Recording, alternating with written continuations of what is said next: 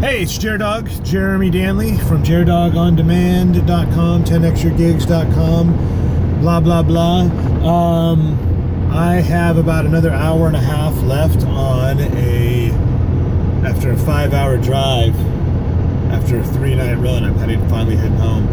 And these drives get really boring, man. So something I do is just for my own personal amusement is make these videos, lay down ideas on videos, kind of like a video diary of any material that I think of or ideas for shows. But then I also get ideas for gigs and things like that. So I'm going to make a few more video blogs here from the car driving home, or 2 gigs. And that's what I think is so cool about what we have at our disposal today as entertainers and professionals in showbiz.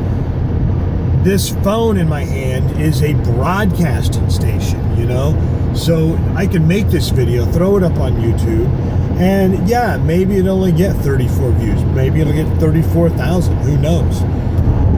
The potential's limitless, really. But even if it only gets 34 views, that's 34 people that got to see and hear this stuff than would have otherwise. Heaven helps, even just one person. That's all I'm going for. Plus, it gives me a good record of my ideas and thoughts that I can then incorporate and grow my showbiz. So use these tools. A lot of people, I think, we're taking it for granted. You can make a video on your phone, throw it up on YouTube. It's easy enough to hit the digital recorder, record a podcast, write a blog. We now own the media. There is no more barrier of entry. So in a way, that's bad because people have to sift through a lot of quality or a lot of bullshit to find quality. But that's not how it is on network television.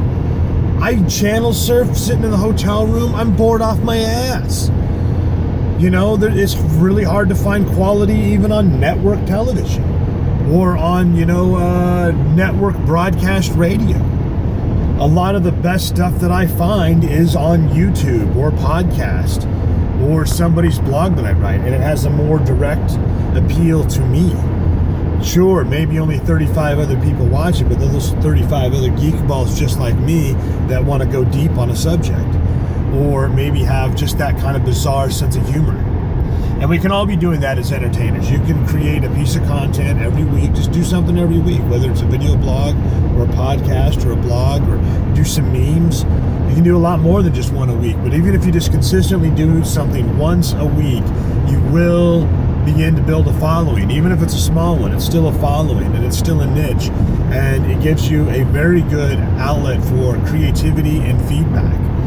So that's another thing that we can all be doing going into the new year, is just to make it a goal to create a piece of content a week and put it out there for the masses over the internet. There's no reason to wait for your big break, to wait to someday when I'll be on a show or someday when I get to do this. Do it now. You got a phone in your hand, I imagine. You have a video camera. You have some way to do this. And if you don't, drop a few bucks and get something. Go spend $100 and get a smartphone, because it's a broadcasting station. It's $100 broadcasting station. And you can put out tons and tons of content, limitless content, on multiple channels and attract a huge following that way. It may take time, and you may not ever come upon something that hits for the masses, but in the meantime, you can attract a small following, a small niche that will go buy tickets and see you perform live if you do it consistently and regularly and stay in communication and promote upcoming shows.